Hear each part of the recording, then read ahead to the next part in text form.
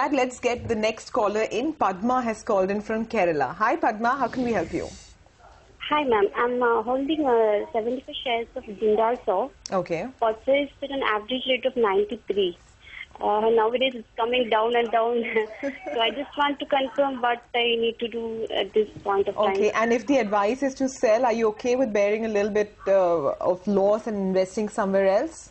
It will. Yeah, sure ma'am. Okay. Actually, I am holding a lot of banking stocks in my portfolio, like in a private banking, ICICI Bank, and Yes Bank, DCB, Federal Bank. A lot of private banks I have, and PSU sector I'm having SBI and PNB in Karnataka already in my portfolio. So I just want to know, other than these stocks, which stock I can invest this amount? Okay, so you have a big chunk of your portfolio. I mean, pretty much everything in your portfolio which is banking related. So Shaina, if the advice is to sell Jindal SAW, as I assume it is, where should she look at putting that money?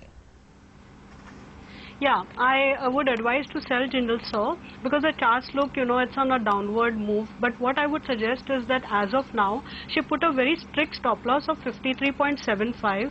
The year low is at that level, and look for a bounce. Basically, what has happened is there's some news that has come out in the last couple of weeks, which actually states that there is going to be some sort of a merger and integration of its subsidiaries.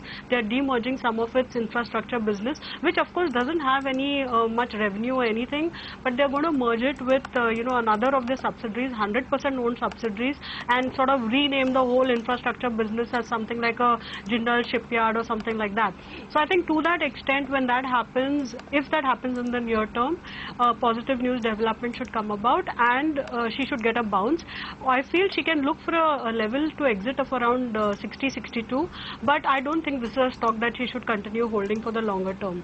As far as the private sector banks go, yeah, I mean, with the rest of the overall market, everything has corrected, but I think her stocks that she holds, like Yes Bank, ICICI Bank, are worth continuing to hold. SBI also is worth continuing to hold. At the same time, some of the other PSU banks, I think she can look to exit at a bounce.